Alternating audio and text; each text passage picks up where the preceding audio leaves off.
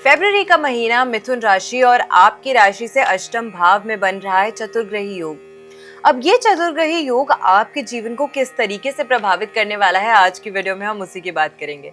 नमस्कार, मैं हूँ आचार्य सावी सिंह।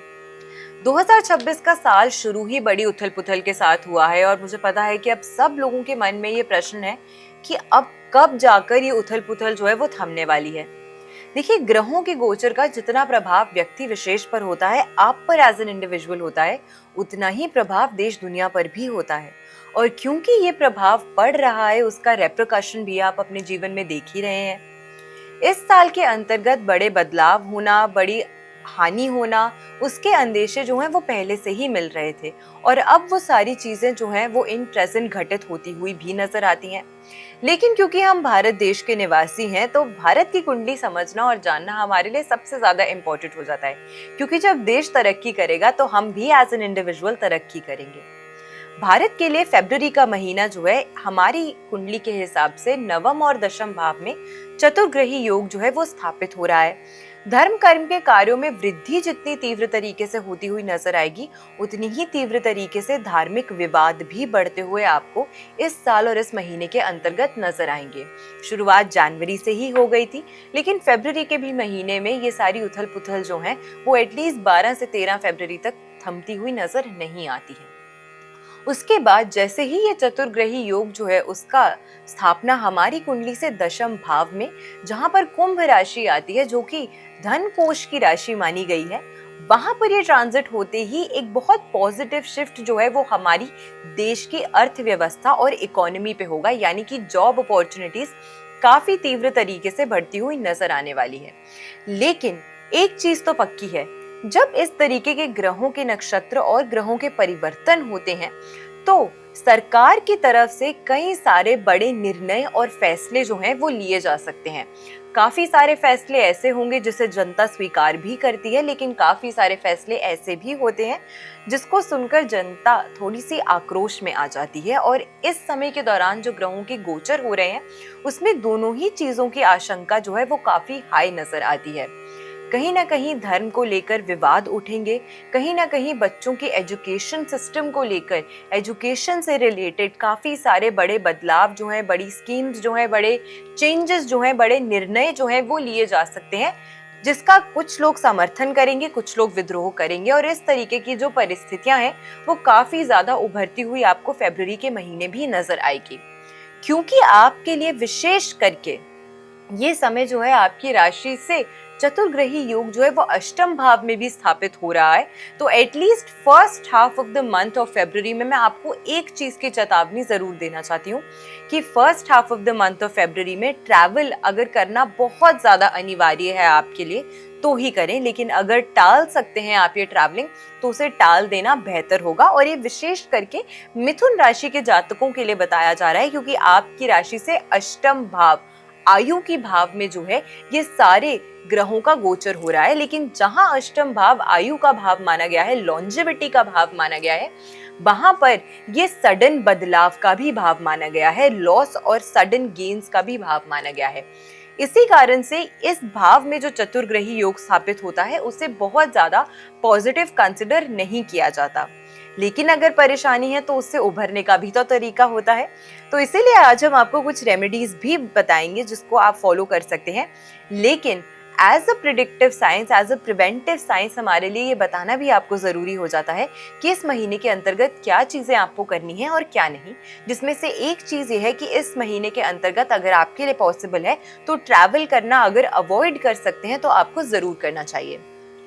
सबसे पहले इस महीने के अंतर्गत अगर हम बात करते हैं बुध ग्रह की, जो कि आपकी राशि के स्वामी ग्रह हैं, वो अष्टम भाव में सूर्य, शुक्र और मंगल के साथ युति में रहकर योग जो है वो बना रहे हैं। अब ये चतुर्ग्रही योग जो आपके अष्टम भाव में बनने वाला है, इसकी वजह से आपकी लाइफ में काफी सारे सडन बदलाव जो है वो आपको देखने को मिलेंगे।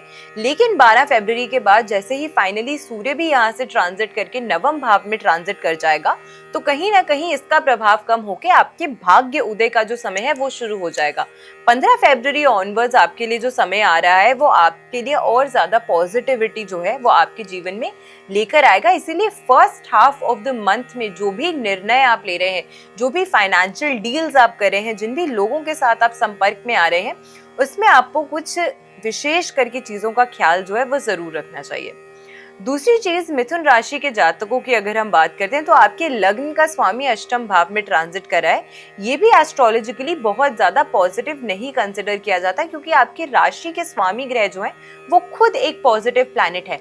अपनी वाणी पर इस महीने के दौरान विशेष करके ख्याल जो है आपको रखना होगा। एक गलत बात, एक गलत चूक और आपका बना बनाया बहुत सारा काम जो है वो बिगड़ भी सकता है। इसीलिए वैसे तो बुध राशि वाले जो होते हैं या मिथुन राशि के जो व्यक्ति अपने जीवन में प्रभावित होते हैं, बड़े सोच समझ के निर्णय लेते हैं, स्मार्ट होते हैं, विटी होते हैं, बोलने में इनको बहुत कला होती है। लेकिन आपकी राशि के स्वामी का गोचर अष्टम भाव में जो है कई बार आपके लिए कुछ परेशानियां भी खड़ी करते हुए नजर आ रहा है। इसीलिए इस महीने के दौरान आपको सतर्क रहना ज्यादा अनिवार्य हो जाता है।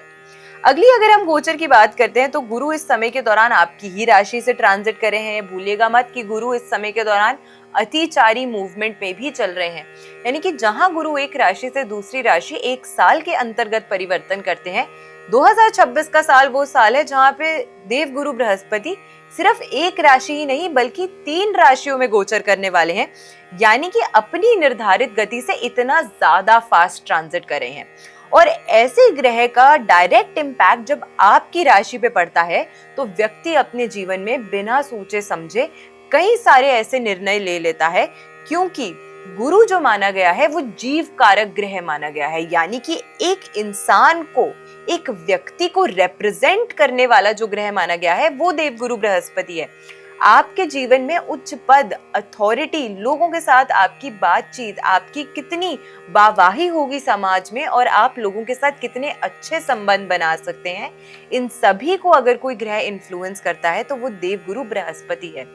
इसीलिए इनका ये जो ट्रांजिट है आपकी राशि से वो बहुत ज्यादा पॉजिटिव और फेवरेबल नहीं है।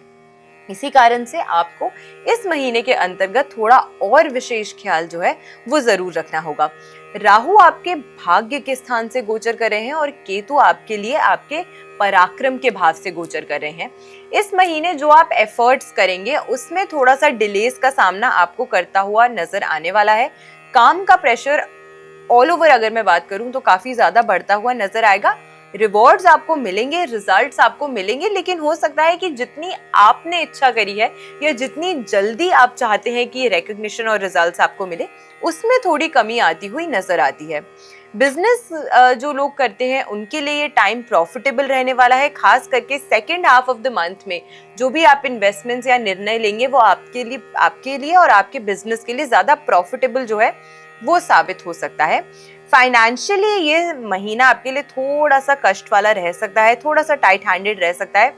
खर्चे आपके बढ़ते हुए मुझे डेफिनेटली नजर आते हैं, लेकिन सडन गेन्स के भी योग बन सकते हैं। जो पुराना पैसा आपने निवेश कर रखा था उससे आपको हो सकता है कि कुछ अच्छे गेन्स जो हैं वो मिल सके, या फिर अगर आप किसी प्रॉपर्टी में आपने निवेश किया था उस प्रॉपर्टी के प्राइस आपको बेहतर मिलते हुए नजर आए। इस तरीके की पुरानी इन्वेस्टमेंट से गेन्स आपको इस महीने के अंतर्गत हो सकते हैं। लेकिन नया निवेश अगर आप करने की सोच रहे हैं 2026 में फरवरी के महीने में, तो बहुत ज्यादा सोच समझकर ही कहीं पर भी आपको अपना पैसा जो है वो निवेश करना है। हेल्थ एस्पेक्ट में ये महीना आपके लिए थोड़ा कष्टदायी रह सकता है, इसीलिए अपने हेल्थ का ख्याल रखिएगा, क्योंकि अपनी फिजिकल हेल्थ से ज्यादा आप मेंटल हेल्थ, स्ट्रेस की वजह से ज्यादा प्रभावित हो सकते हैं। तो इसी कारण से आपको विशेष करके ख्याल अपने स्वास्थ्य का रखना है। एक परेशानी जो आपके लिए ज्यादा पीक पे रह सकती है वो रहने वाली है ब्लड प्रेशर। इसीलिए अपने बीपी को, अपने ब्लड प्रेशर को कंट्रोल करके रखना बहुत इंपॉर्टेंट है। अपने खान पीन का ख्याल जरूर रखिएगा, वरना स्टमक अपसेट होना या फिर पेट से जुड़ी हुई समस्याएं जो है वो आपको फरवरी के महीने में विशेष करके सता सकती हैं। जॉइंट एक्स बढ़ सकती हैं, यानी कि जोड़ों के दर्द होना, बैक एक, घुटनों में दर्द होना, इस तरीके की जो परेशानियां हैं वो आती हुई नजर आ सकती हैं। और सडन स्किन एलर्जीज भी काफी लोगों को ट्रिगर हो सकती है। इसीलिए अपने ऑल ओवर दिनचर्या पे, अपनी रूटीन पे, अपने खाने पीने पे विशेष करके ख्याल आपको जरूर रखना है। अगर मैं रिश्तों की बात करूं, रिलेशनशिप्स की बात करूं, क्योंकि अगर आपके रिश्ते सही हैं तो आपके जीवन में कई सारे एस्पेक्ट्स जो हैं आपके वो सुधर जाते हैं, वो बेहतर हो जाते हैं। तो लोगों का साथ रहना आपके लिए जीवन में हमेशा इंपॉर्टेंट है। अगर मैं आपकी लव लाइफ की बात करूं तो ये मंथ थोड़ा सा चैलेंजिंग मुझे नजर आता है। At least in the first half, क्योंकि मिसअंडरस्टैंडिंग्स, मिसकम्युनिकेशन की वजह से होने के चांसेस काफ़ी प्रबल है। लेकिन second half of the month में काफ़ी इम्प्रूवमेंट जो है वो मुझे नज़र आती है। प्यार में आपकी बॉन्डिंग जो है वो बढ़ेगी, लेकिन second half of the month में ही। First half of the month अगर आपने अपने रिलेशनशिप को सरवाइव कर लिया, अगर आपने वहाँ पे जो मिसअंडरस्टैंडिंग्स या मिसकम्युनिकेशंस हो रही हैं उनको अगर आपने रिजॉल्व करने का प्रयास किया, सामने वाले की नीड को समझा, उनके व्यवहार को समझा, तो आपके लिए जो समय है आपके रिलेशनशिप्स को बेहतर कर सकता है। जो लोग एग्जिस्टिंग रिलेशनशिप्स में हैं और शादी के बारे में सोच रहे हैं, उनके लिए फ्यूचर प्लानिंग जो है वो स्ट्रॉन्ग होती हुई मुझे डेफिनेटली नजर आती है। हो सकता है कि काफ़ी सारे लोग अपने स्पाउस को कमिटमेंट दें या फिर अपने पार्टनर को अपनी फैमिली से इंट्रोड्यूस करवाएं।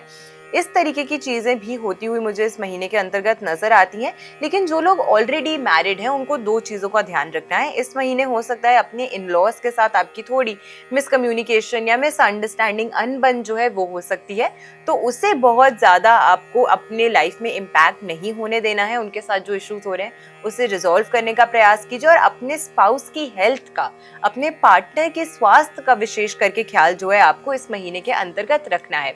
अब कुछ हाइज और कुछ लोज इस महीने के दौरान जो हमें नजर आ रही हैं, उन्हें ठीक करने के लिए एक छोटी सी रेमेडी जो आपको इस महीने के अंतर्गत करनी चाहिए वो क्या रहने वाली है।